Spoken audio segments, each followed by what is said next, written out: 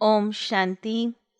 आज परमात्मा की मधुर महावाक्य है कि मीठे बच्चे, कदम कदम पर जो होता है वह कल्याणकारी है। इस ड्रामा में सबसे अधिक कल्याण उनका होता है जो बाप की याद में रहते हैं।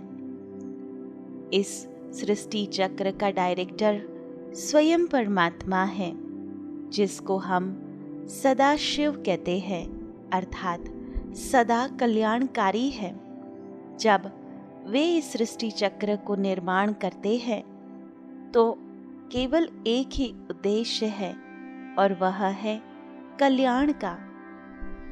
कई बार कई परिस्थितियों में हमें लगता है कि यह तो अकल्याण है, उसको कल्याणकारी कैसे समझे, परंतु सदैव याद रहे यह परमात्मा डायरेक्टर ने बनाया हुआ ये सृष्टि का नाटक है। परमात्मा हम सर्व आत्माओं के पिता है और पिता कभी अपने बच्चों का अकल्याण नहीं कर सकते। हाँ, हमारे कर्मों का परिणाम वो तो हमें स्वयं भुगतना होता है और तब लगता है कि यह अकल्याण हुआ, परंतु उन परिस्थितियों में यह तो कल्याणकारी हुआ कि हमने जो कर्म किए थे वह सब चुकतू हो गए। कर्म भोग के माध्यम से और कर्म योग से हम अपने विकर्मों को चुकतू करते हैं और इतना भी तो योग नहीं करते जो हमारे किए हुए सारे ही विकर्म केवल और केवल परमात्मा की याद से चुकतू हो जाए। इसलिए जीवन में कई सारी परिस्थितियां आती है जिसमें हमें दुख मिलता है, ऐसा लगता है कि हमें भोगना भुगतनी पड़ती है, परंतु उस समय में भी परमात्मा की याद में रहते हुए और उस खुशी में रहते हुए कि चलो ये भी हमारे किसी जन्मों का कर्म होगा जो चुकतू हो रहा है।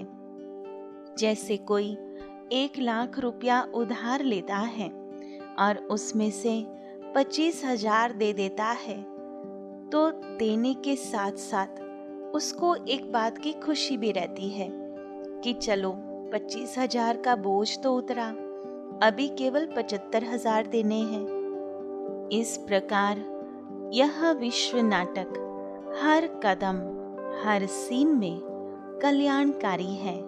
बस हमें उस कल्याण को देखने की नज़र को डेवलप करना होगा।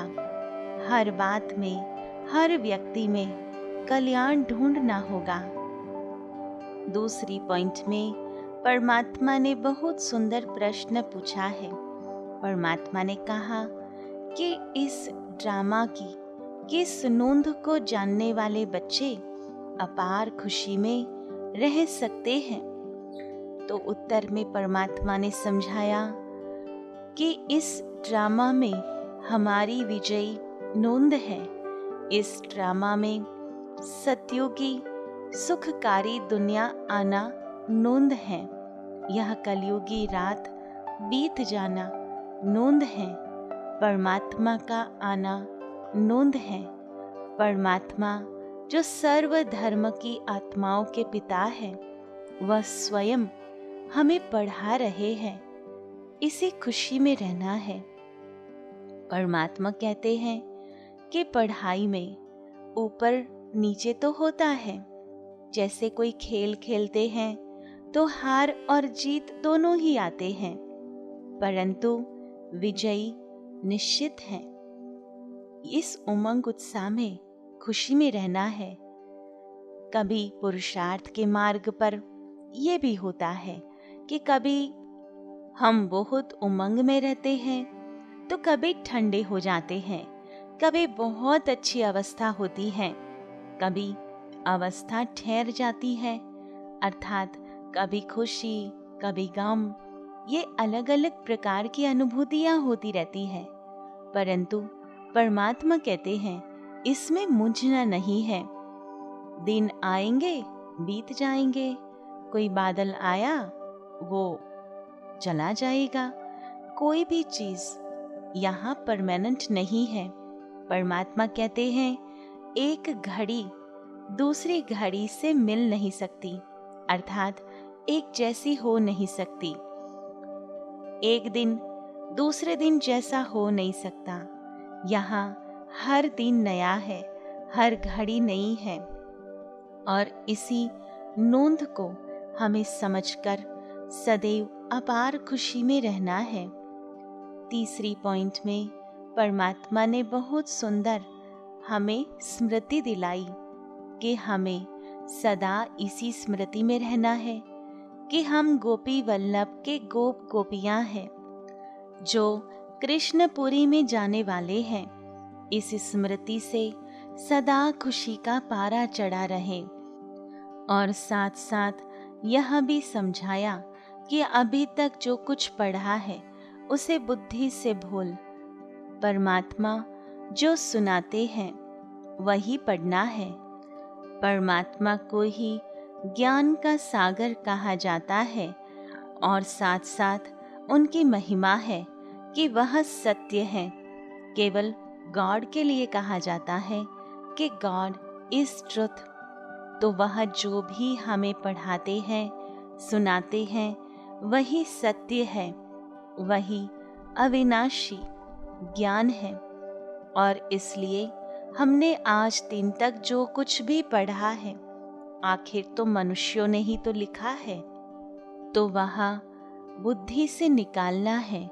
क्योंकि कई बार हमने जो पढ़ा है और परमात्मा जो सुनाते हैं उसमें मानसिक युद्ध हो जाती है।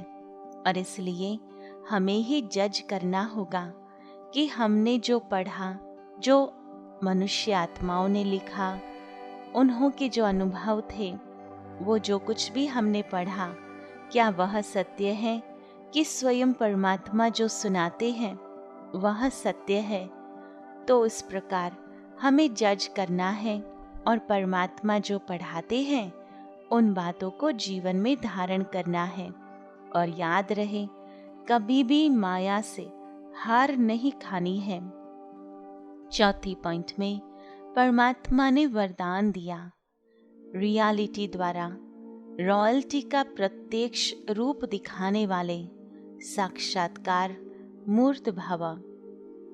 तो अभी समय ऐसा आएगा जब हर आत्मा रियलिटी द्वारा रॉयल्टी का साक्षात्कार कराएगी।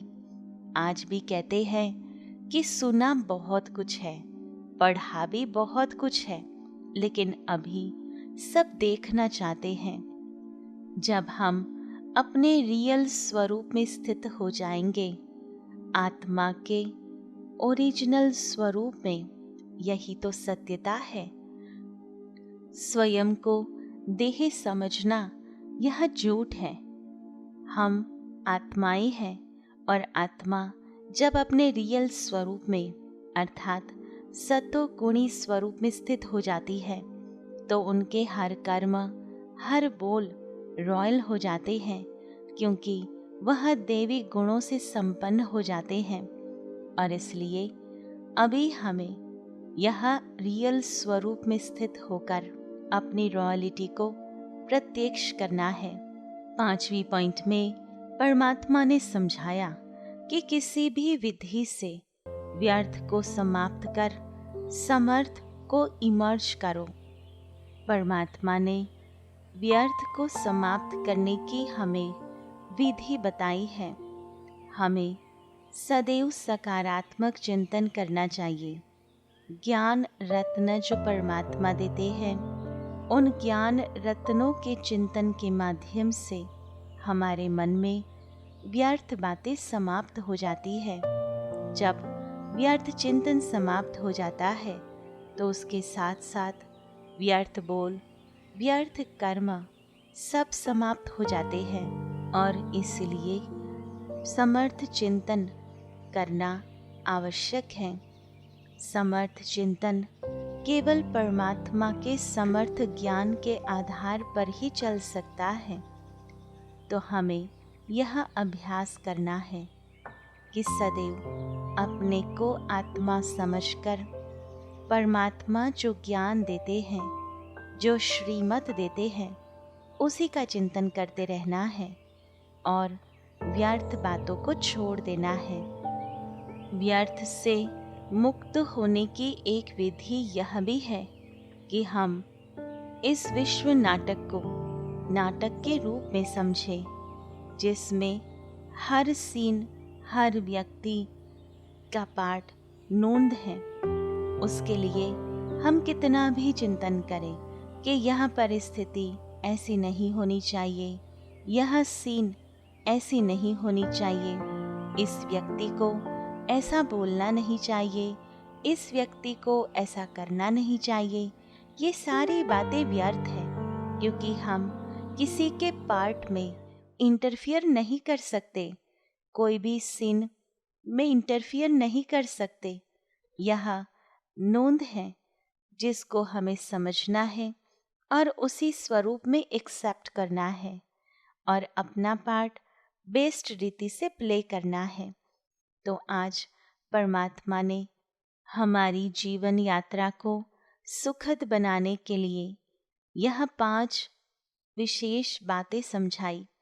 सबसे पहली पॉइंट थी कि इस विश्व नाटक में हर कदम में कल्याण ही कल्याण है और हमें परमात्मा की याद में रहना है, जिससे सबसे अधिक कल्याण हमारा होगा।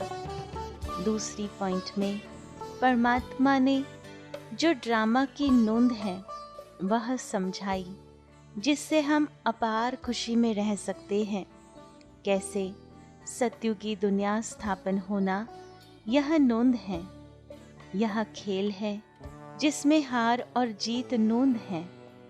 अवस्थाएं ऊपर नीचे होना नोंद है, परंतु हमें इसमें मूंझना नहीं है, परंतु यह याद रहे कि स्वयं भगवान हमें पढ़ाते हैं और विजयी हमारी निश्चित है, जिससे हम सदा ही खुशी का अनुभव कर सकते हैं।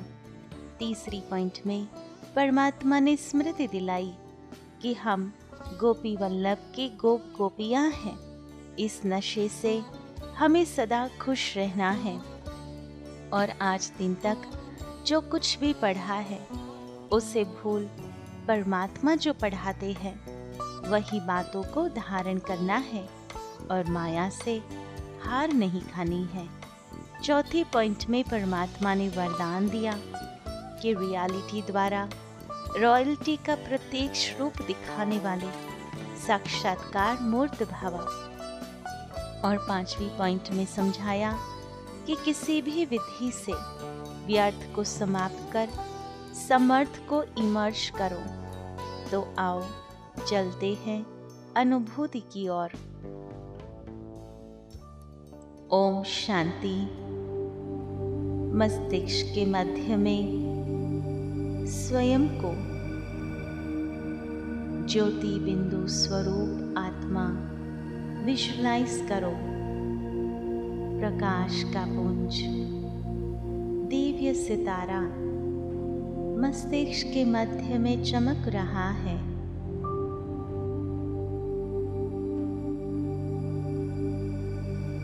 मैं आत्मा इस सृष्टि रंगमंच पर यह शरीर रूपी वस्त्र धारण कर अपना पार्ट बजा रही हूँ। इस ड्रामा में जो कोई भी सीन मेरे समक्ष आती है वह हर सीन में कल्याण है। हर सीन मुझे कुछ न कुछ सिखाकर जाती है, पाठ पढ़ाकर जाती है। मेरे साथ जो अन्य आत्माएं विभिन्न पार्ट प्ले कर रहे हैं वह आत्माएं भी मेरे लिए बहुत कल्याणकारी है। कितनी सारी बातें वह आत्माएं मुझे सिखाती है जो मैं खुद सीख नहीं पा रही थी। वह मुझे उन आत्माओं ने सिखाई।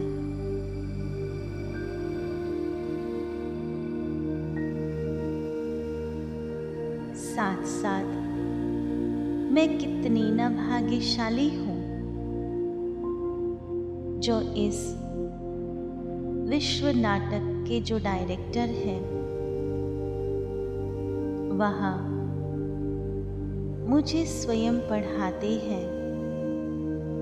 सर्वधर्म की आत्माओं के पिता परमात्मा इस समय स्वयं मेरी पालना कर रहे हैं। इस विश्व नाटक में पिता परमात्मा ने मुझ आत्मा को सर्वश्रेष्ठ पाठ दिया है।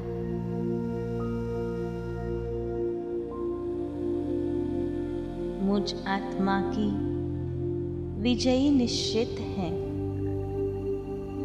इसलिए कोई भी सीन देखते हुए मूंझना नहीं है। किसी भी आत्मा के पाठ को देखते हुए प्रश्न चिन्ह नहीं लगाने हैं, परंतु हर सीन और हर आत्मा को देखते हुए प्रसन्न चित्त रहना है।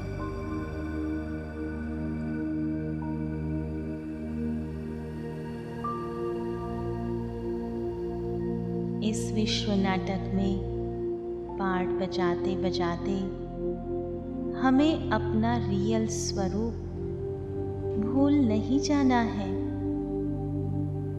जितना हम अपने रियल स्वरूप में स्थित होते जाएंगे, जो शांत स्वरूप है, आनंद स्वरूप है, प्रेम स्वरूप है, ज्ञान स्वरूप है, शुद्ध स्वरूप है, जब हम इन स्वरूप में स्थित हो जाते हैं, जो हमारा सत्य स्वरूप है, तो हमारे हर कर्म में दिव्यता दिखाई देती है। यही रॉयल्टी हमें सतयुग में भी रॉयल परिवार में जन्म लेने के लिए अधिकारी बनाएगी। हर कर्म करते सदैव याद रहे कि हम भगवान के बच्चे हैं, सुख सागर के बच्चे हैं, सुखदाता है। इस स्मृति में स्थित होकर हर कर्म करने हैं।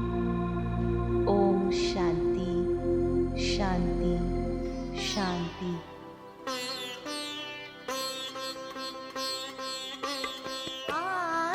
चिंतन से ही होगा आत्म परिवर्तन।